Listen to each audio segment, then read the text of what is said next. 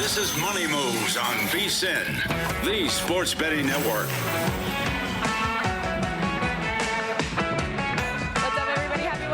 As we welcome you in to Money Moves on VSiN, the Sports Betting Network, Sirius XM Channel 158. He's Jonathan Von Tobel. I'm Stormy Buonantony. We're live as always from downtown Las Vegas at the world's largest sports book, Circa Resort and Casino. Got a big 2 hours on deck today. Lots of college football, lots of NFL. I did want to say off the top, my dad wanted to make sure that he told you thank you for the play on the Yankees. Max Fried yesterday ended up going pretty well. Is that being sarcastic? No. I was on the Astros. Oh. Did you see that, by the way? Did you see Framber Valdez throwing like a complete hissy fit and nailing his catcher? That was insane. Yeah. So how does that happen, by the way? So, like, the catcher's trying to wave him off, like, don't do this. Right. He obviously lets the grand slam go and then just doinks him a couple pitches later. Yes, dude. Like, that is – Valdez has been a guy where if you've talked to people, like, who really follow the team or if you listen to people who cover it, there has been this, like, emphasis on – not even emphasis. That's the wrong term. Caffeine hasn't kicked in yet.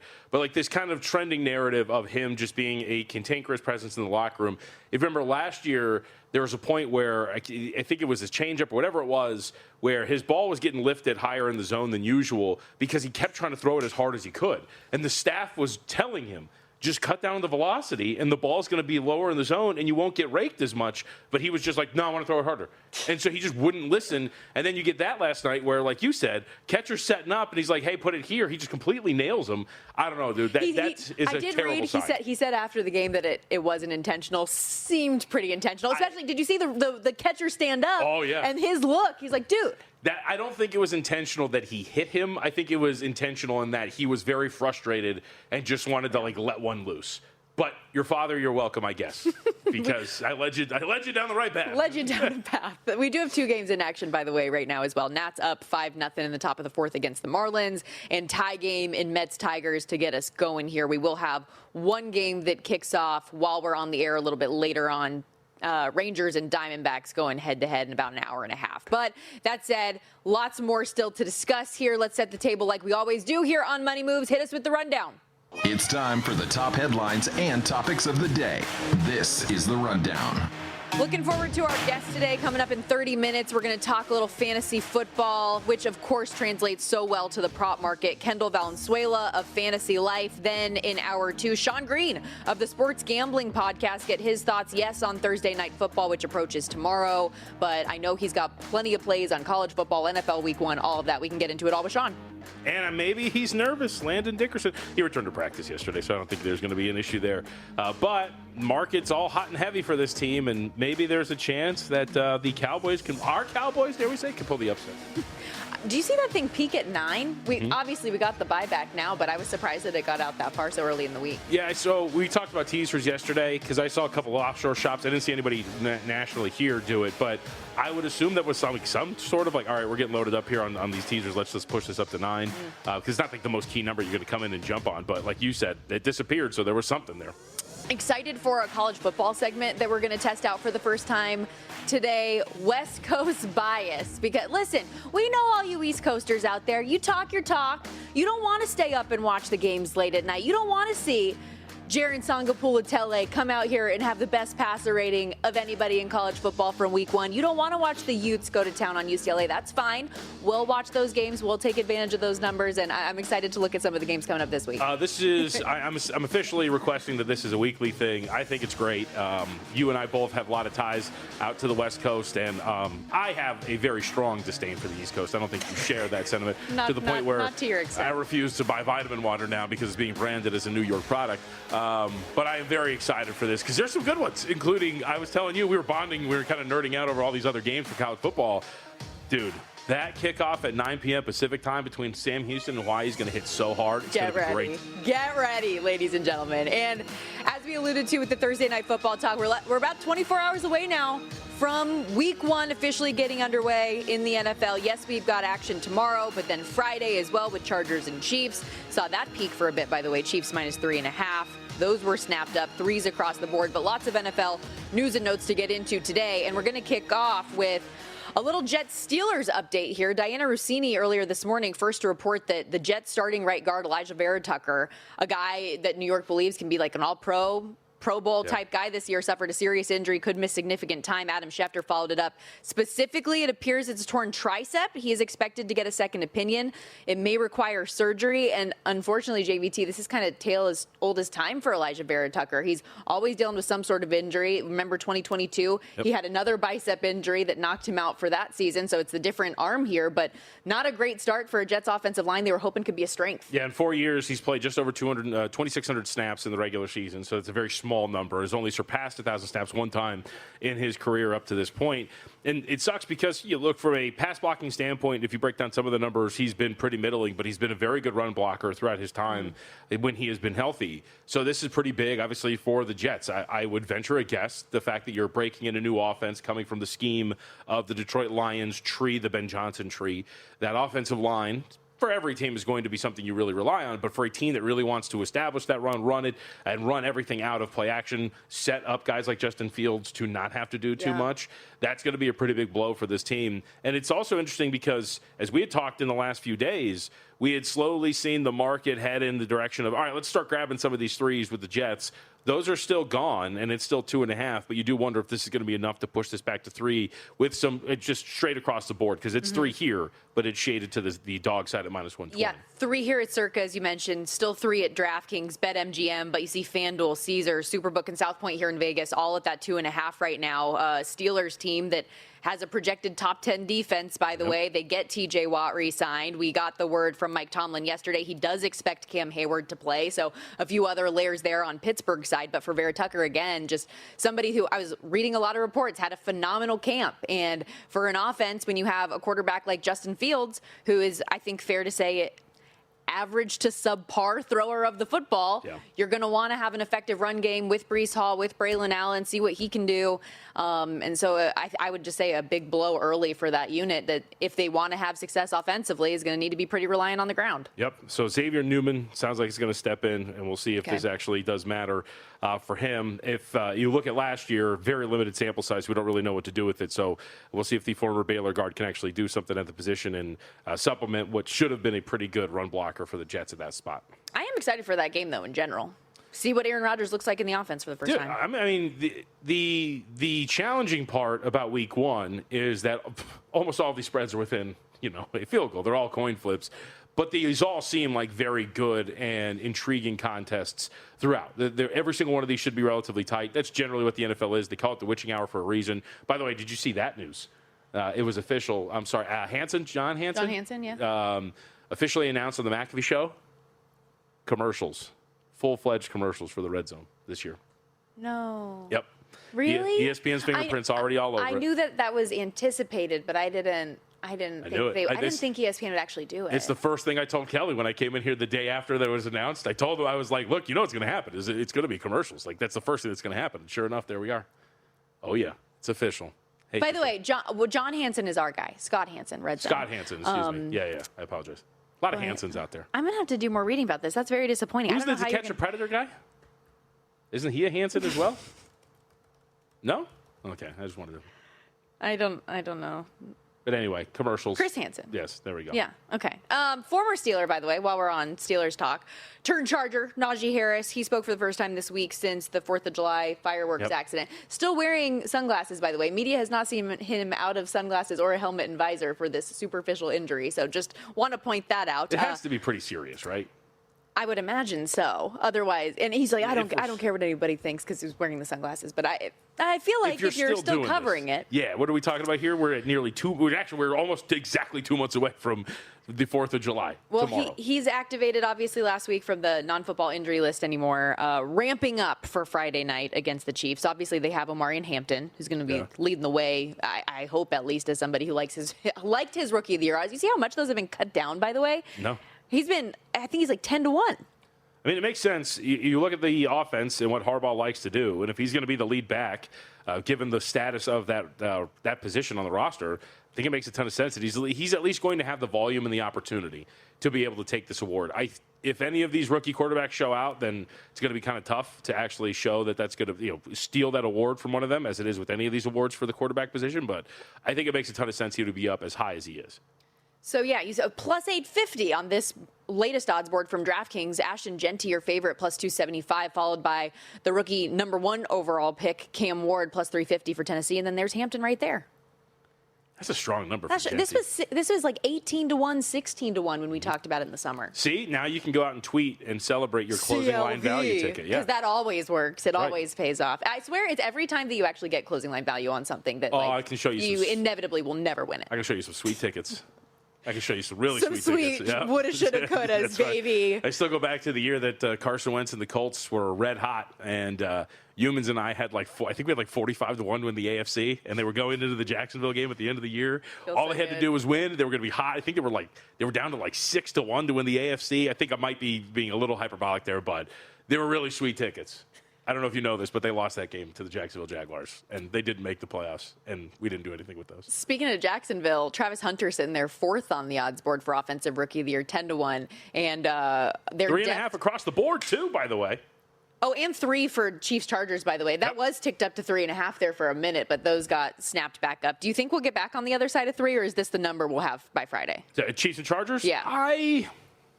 I think it'll be 2.5. It'll be like a juice 2.5. You'll see that thing that you usually see for these standalone games, which it'll be 2.5 minus 120 at one shop, and then it'll be 3 minus 120 the dogs had at the other. So I don't think I'm going to get my 2.5 minus 110, but crazier things have happened. Total in that one, 46.5. One big talking point about that game that I keep seeing making the rounds on social media, Jim Harbaugh, 5-0 all time as an NFL head coach in season openers. They're plus 142 money line dogs in that spot. We've got some conflicting trends, though, for that coming up next. Meaningful or meaningless, as we break down some trends and nuggets for week 1 of the NFL.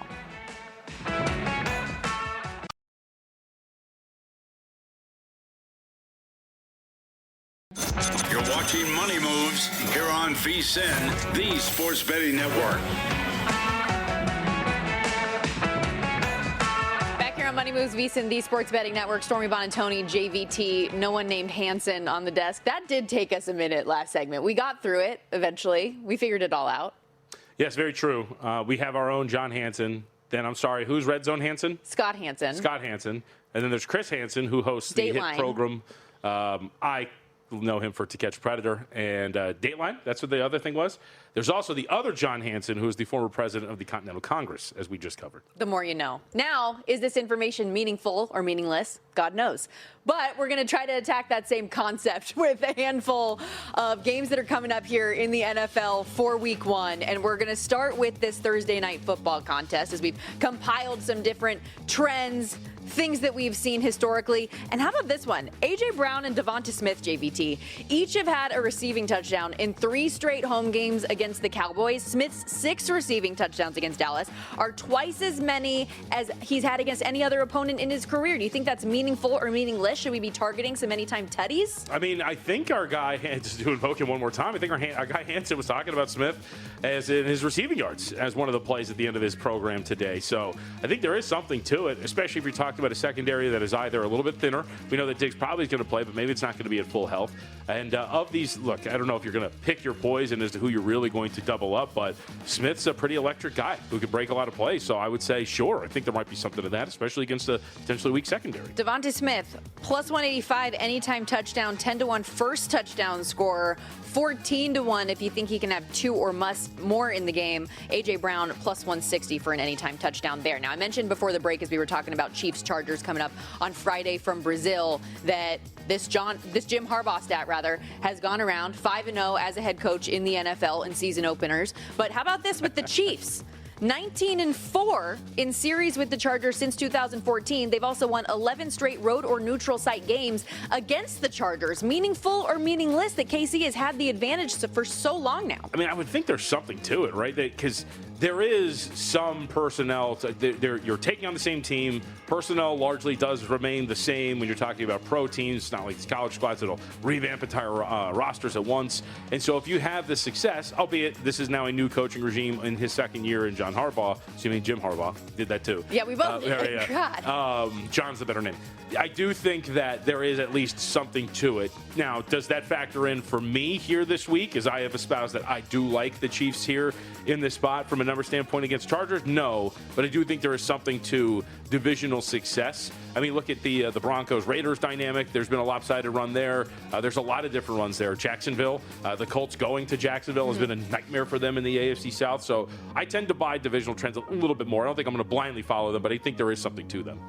Let's go back to that Steelers-Jets game as well. We mentioned the 3-point spread, but 2.5, a handful of books as well, total 38.5. Since 2021, Aaron Rodgers' total QBR of 20.2 in week ones is the lowest among 22 quarterbacks with at least 3 opening starts in that span, has just 1 touchdown to 4 interceptions in those games, especially for a guy who's not very turnover prone. Meaningful or meaningless on A-Rod? Okay, so I'm going to say meaningless because I would assume that one of these is the game in which he played 1 snap or whatever amount against the...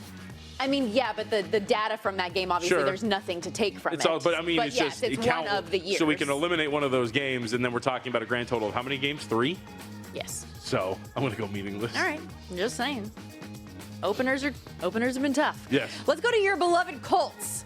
Winless in 11 straight season openers. This is such a Second wild longest stat. streak in the Super Bowl era. Also, if we're looking at ATS numbers, 2-12-1 against the spread in week 1 over the last 15 years. The worst in the NFL over that span. Meaningful or meaningless as your Colts take on the Miami Dolphins in the opener. I mean, I would like to say meaningless because there's, what is it, somebody 11 straight right now, right? Yep. So you're talking about 11 straight games, probably against all different teams, or if there is some overlap, maybe 1 or 2 of the same teams. So it's just 11 random data points that have fallen in one direction. I kind of want to say it doesn't really mean that much. But it's hard to keeps ignore. happening. I was going to say, it keeps happening, so what am I supposed to do? Like, forget it. It doesn't really mean that much. I'm going to say, for the sake of probability, it's meaningless. I don't think that it means anything, and in fact, we'll watch them snap it coming up on Sunday. I kind of do like them in that spot, and I know we've talked about this game a handful of times. Colts right now laying 1.5, total 47.5, hosting Miami. But the more you read too about like Tua and Tyreek's relationship being strained and what's going to happen, like it just seems a little bit of a cluster there. Let's go to the Saints, a team you know I love so much. New Orleans 0-7 last year, as we know. In games Derek Carr did not start. Spencer Rattler 0-6, 4 passing touchdowns, 5 picks in that time. The Saints are getting 6.5 points hosting the Arizona Cardinals in week 1, total 43.5. But meaningful or meaningless, the way Spencer Rattler struggled when given the opportunity last year? Well, I think it's meaningful. He didn't play well, so I think that there's something to it, especially the last 3 starts that he got last year. They were really poor. Didn't actually crack 50 when you're talking about PFF grading standpoint. Did put the ball in danger quite a bit his last 3 starts that I'm referencing here. Had a grand total of 8 turnover-worthy plays, so he could have actually gotten off worse. He only threw 3 interceptions over that span. Probably could have been more if he actually was on the right side of these things, or if the other teams were. So I'm going to say it means something. Now, tying it into the Cardinals, you know that they're fast starters. You've invoked that a couple of times.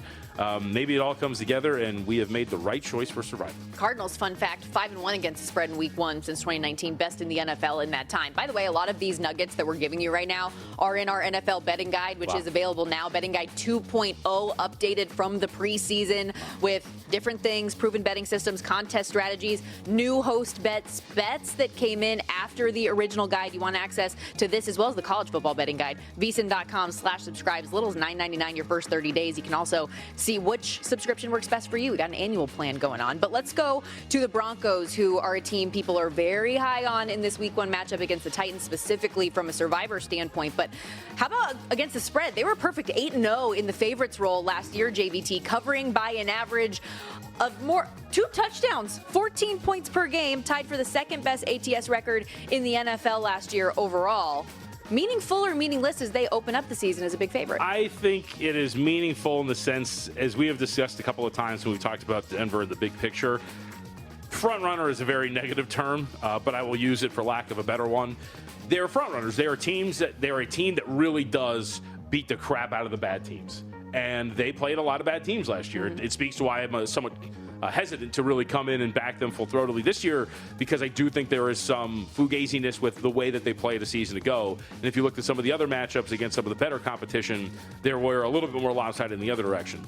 But having said that, I think you get credit for taking care of business when you should. Sean Payton's a good enough coach that he doesn't or shouldn't lose games that he should not, and this would be one of those. So given the situation as well, rookie quarterback on the road, thin air, all those sort of things we've discussed already, I feel like there is some meaningfulness to this. And as you mentioned a couple weeks ago, maybe it was last week, if you are looking at this game and you like Denver, if you like that stat as well that you just heard, covering by an average of 14 points per game in this spot as a favorite, maybe look at some of the alts on Denver if you are truly that invested in that thought process. And just to double down, another fun number, I don't know if you need to hit meaningful or meaningless on this, but quarterbacks drafted first overall in the common draft era, 4-15-1 in their season openers as a rookie. Now, Caleb Williams, of course, did get his in 2024, but prior to that, David Carr was the last one in 2002. Yeah.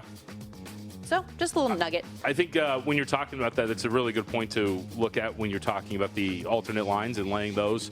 For Denver especially, why lay 8? Get it up to like 9.5. Get a little more bang for your buck. Not bang for your buck, and the fact that you're just kind of putting that a somewhat more key number up to 10 as opposed to 8. You might as well just go up to that, go up to 13.5. If they're going to cover 8, there's a strong probability that they're going to be able to cover 9.5 or maybe even 13.5. Our producer Brian Ortega mad I put this one in the rundown, but listen, it had to be done. Packers 1-5 against the NFC North last season. Meaningful or meaningless? They're trash. I'll say it again. I will declare that I don't know if I buy it when it comes to Jordan Love. I think that there was a really good stretch in his career 2 years ago after Toyotathon, and after that, there wasn't really anything to build on. He increased his turnover-worthy play rate last year. I think there's something to that for a guy that had that problem in college, and we'll see what happens. They have built their team to play from in front. You talk about front runners, that's a team. They need to be able to run the ball, control the time of possession, and they haven't shown the ability to play themselves back when they are behind. And I think that's a problem. Should we be targeting the overs in Panthers games again this year? 13-4 to the over last year, tied for the highest rate in the NFL. I don't know. A couple of weeks ago, I was out at a local watering hole until the wee hours of the morning, and there was a ardent Panther fan that was telling me over and over again how much better this defense was going to be. So I'm going to say no. Do I happen to be married to that ardent Panthers fan? Total. You don't understand. When somebody ever tells you that, you know that you're in. You know what's coming. Yeah. The total in that week 1 game, by the way, against the Jags, 46.5, and we mentioned it already, 3.5. That number now, if you do have interest in the dog, we're over that key number of 3 with the Carolina Panthers. Okay, we're going to step aside. I'm glad we brought up Cam Ward, though, in that week 1 game against the Broncos. I'm very curious about Cam Ward from a fantasy perspective. Kendall Valenzuela of Fantasy Life is going to join us. We'll talk through why week 1 on the waiver wire is so important and some specific players who could be worth a look when it comes to week 1. We'll be back.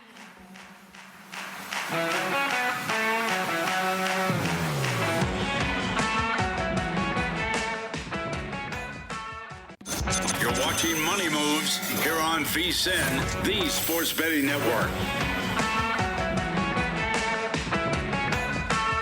Y'all, we're here just over 24 hours from week 1 officially getting underway in the National Football League. He's Jonathan Von Tobel, Stormy Buonantony with you back here on Money Moves, VSiN, the Sports Betting Network, Sirius XM channel 158. And let's continue our NFL talk with Kendall Valenzuela, who joins us here on the Progressive Guest Line, senior analyst at Fantasy Life. And obviously there's so much crossover between fantasy and prop betting. We're going to get into it all. She's got an article up right now talking about why week 1 is so important for the waiver wire. But I wanted to ask you, Kendall, because I had a draft last night, and I couldn't help but notice Cam Ward not getting picked, and he's the number 1 overall pick. I know you might not want to start him week 1 against the Denver Broncos defense for sure, but as far as a backup quarterback goes, I'm surprised there hasn't been more interest in him. Have we had a number 1 overall pick at quarterback that has been talked about less than Cam Ward?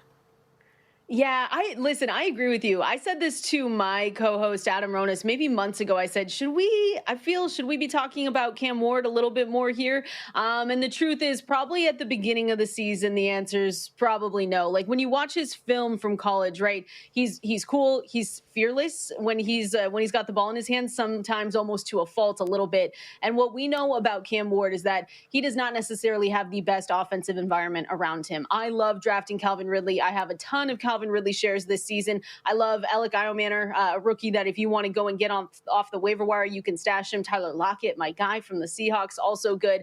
But the overall environment isn't amazing. And I think there's going to be a lot of bumps along the way for Cam Ward. But I do agree with you, though, that in a lot of these drafts, he's probably going to go undrafted. And he is definitely someone that when we start with these bye weeks, when we start looking at guys to pick up off waivers, he's going to be one that, again, you're going to have high highs and you're going to have low lows. But he is definitely someone to keep an eye on. I understand why he's going undrafted, but definitely a guy that you want to keep an eye on once those bye weeks start coming up. And I'm hoping he's better than others expect. All right, Kendall, let's talk about some of these other waiver wire targets. I wanted to start with Carolina and the ripple effects of Adam Thielen shipped off to Minnesota. They re-signed Hunter Renfrow. What do we do with the wide receiver core for Carolina?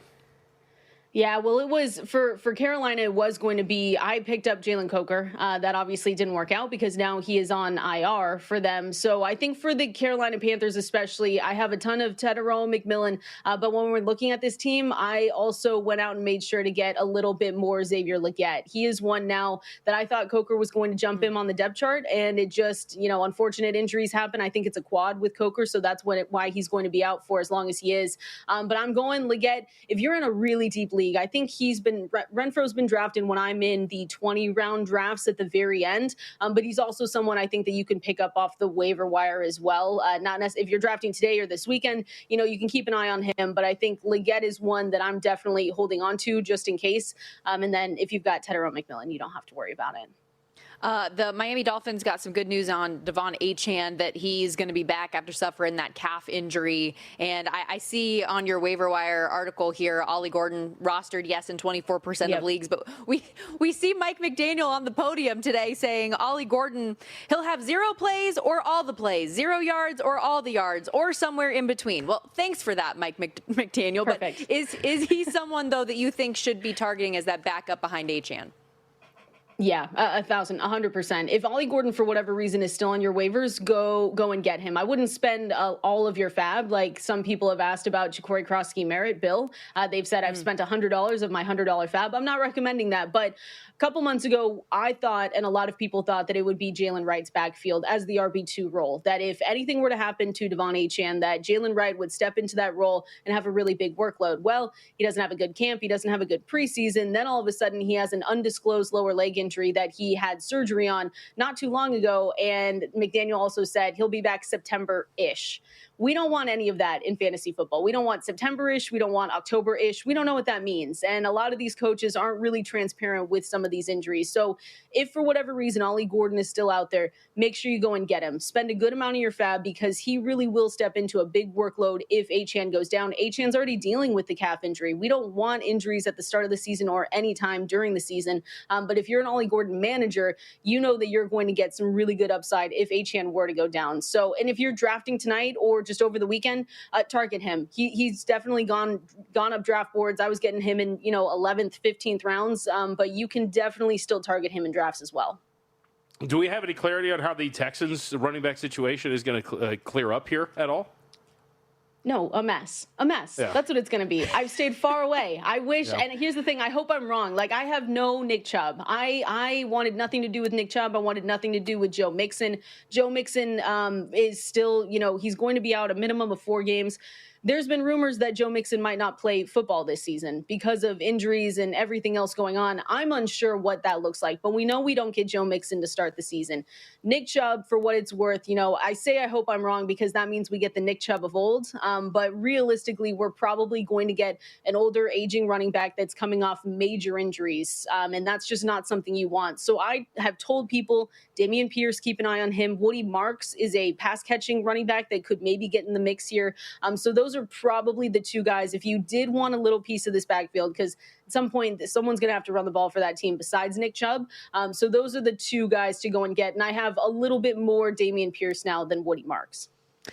Kendall Valenzuela, senior analyst at Fantasy Life, got an article up at fantasylife.com right now discussing why week 1 on the waiver wire is so important. But with us having games this week, Kendall, there are a lot of people hoping that their teams do well or targeting some props out there that they might want to get in on. Who are some players that you really think could have a breakout week 1 and get some points for some people? Oh, that's a good question. I would say, I'm looking at David Njoku. He is someone, when we're looking at it from a fantasy perspective, we know how bad the Bengals have been in the start of games under Zach Taylor. I think you guys know the stat better than me, but I think they're like 1-11 over the last couple of years with Zach Taylor in the first 2 weeks of the season. It's really bad. So you're targeting anyone on the opposite side. So David Njoku is someone that he faced the Bengals obviously twice last season, had 24 targets in 2 games. Joe Flacco is there, yes. They had a really good connection, though, a couple of seasons ago. So I'm targeting and thinking that David Njoku could potentially just like shred the Bengals up. Maybe they change because they decided to, play in the preseason, and that could be all good and well. But I think David Njoku is a good guy to go out and get. And then I'm starting Drake May. Drake May is inside my top 15 quarterbacks this week, and people might be scared about that. People might have him as their second quarterback as well. But for me, he's my, QB1 in some of my leagues. So I think Drake May going up against this Las Vegas team, ranked 25th in scoring defense last season. He's someone that could also have a pretty good start to his season. I know you broke down the Ollie Gordon situation for Miami, but I wanted to talk about that game really quickly in that those are two secondaries that are really shredded with injuries. Are there any pass catchers we're targeting for either one of those teams going up against Miami or Indianapolis or anything like that you're looking at?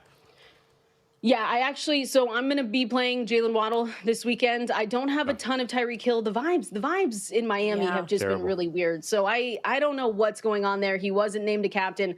I don't necessarily look into narratives like that, but it's just been a little bit odd. So he's definitely one that if you have him, you probably got him in the 3rd round of your drafts. You're starting him. You don't have better receiver options. When I look at the Colts, though, there is one guy, and this is a deep league. Like, this could be a really deep start if you need maybe someone in the flex, but I've really liked Josh Downs. I've liked him over the offseason.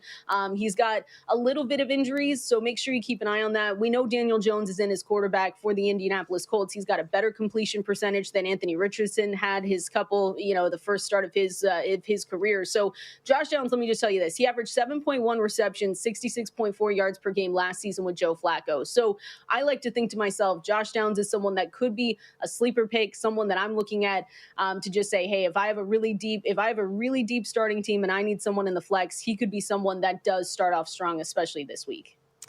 Okay, real quickly before we let you go, I had the number 4 overall pick in my draft yesterday and took Saquon. Okay. Was I wrong to do so?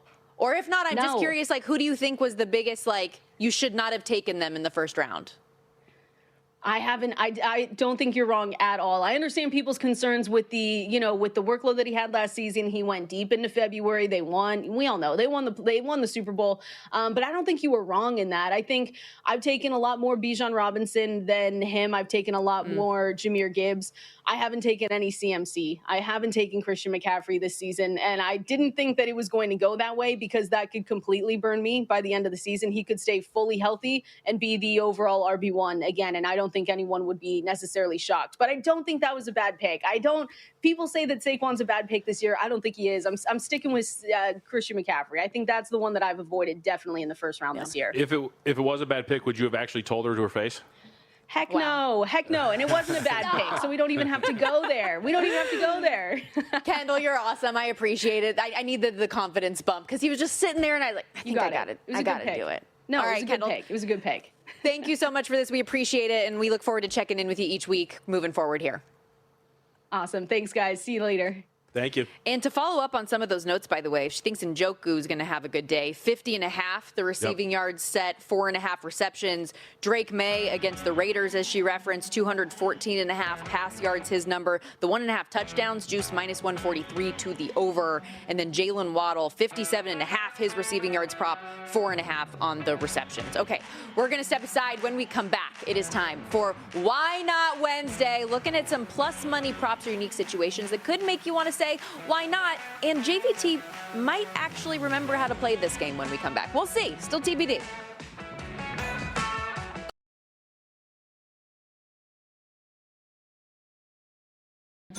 You're watching Money Moves here on VSiN, the Sports Betting Network. Football season is here, which means contest season is here as well. Yep. And if you need a proxy, Winner Circle Proxy Service is here to help. One trip to Vegas, get a proxy, sign up for the contest. Winner Circle Proxy can help you out. They've helped clients win over $9.3 million the last 2 years. Trusted for nearly the last decade. Check them out today. winnercircleproxy.com/VSiN. That's winnercircleproxy.com/VSIN. Usually an open for Why Not Wednesday would play there. I was like, am I supposed to say something here? Because I will say. Can we roll it? Can we get the Why Not Wednesday open? Let's do it. Or, okay, how about this? Let's see. Okay, all right. Be a stupid one, but I'm just spitballing here. Can it make you say why not? That wasn't a stupid question. It's time for Why Not Wednesday. I mean, why not? You know when they say it's so crazy it just might work? Wow, we are a smooth operation today, JVT. Okay, what were you saying about the Clippers? The real question becomes, was that moment more smooth than us trying to figure out which of the Hansons? Ooh. Yeah. Yeah, that was a rough start. Yeah. That was a rough start. Okay, but you have a Why Not Wednesday regarding the Kawhi Leonard situation with Pablo Torre? I was just going to Where are you going to hit us with? No, I was just going to fill time with the fact that everybody is now bringing up the fact that, Jalen Brunson took a market deal or a deal well below market last year. Maybe the Clippers aren't the only Maybe team he's to do got it. the secret business as well that's paying him $7 million a year somebody for said, doing no work. Every time he walks into a bodega, he just gets $1,000 and just walks out. Maybe we can. I know you haven't listened to that in full, and you Yeah, wanted watch to do it, that yeah. before you give a full opinion. So maybe we can touch on that a little bit more tomorrow. But I do have some bets that I think are worth discussing here on this Why Not Wednesday. Totally do too. Some plus money options here, and I'm going to start with the border war being back for the first time since Mizzou joined the SEC in 2012, and we're going to get to best bets at the end of the hour today. Kansas plus 6.5 is probably going to make my card. Two programs and fan bases that really don't like each other, but I want to know if you think, can you say why not to Kansas getting the money line upset here? You're getting plus 200. We've talked a lot about how maybe this Kansas State team could have been a little underrated, and with Jalen Daniels so fresh and healthy, lighten it up early. Could he have a strong performance on the road? All right, before I answer this, I'm going to read a tweet from Brian M. that says, JVT to mess up the game, Why Not Wednesday, minus 340. To that I say, and to you, why not, Stormy? Kansas could totally pull this off.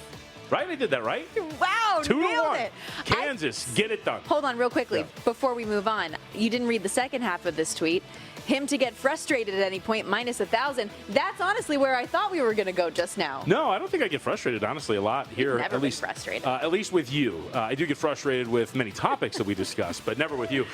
No, I say why not. Look, you and I have discussed this. So I'm going through, you and I were talking about this before the show, kind of going through these last few days, rewatching games I didn't really get a full eye on. And one of those was going to be getting an eye on Missouri and just kind of deep diving into what they've done up to this point. But I am somebody who has watched Kansas the last 2 weeks. And again, Fresno State, Weber, and really not really doing that much. But I do think there's something more there with Jalen Daniels being healthy, as you mentioned, being in full control of an offense that he's been in now for a Cam Rising-esque millionth year. You know what I mean? Like this, he knows this thing like the back of his hand. And even if you're breaking in new receivers, as was kind of the case heading into the Fresno State game, I still think that there is an explosiveness and a certain lethalness to this offense with Leopold and Daniels when they're together that makes them more dangerous. I don't know how good they're going to be defensively, but I do know that Fresno State went from averaging about 2 yards per carry in the opener to well over 7 against Georgia Southern and looked like a completely different offense.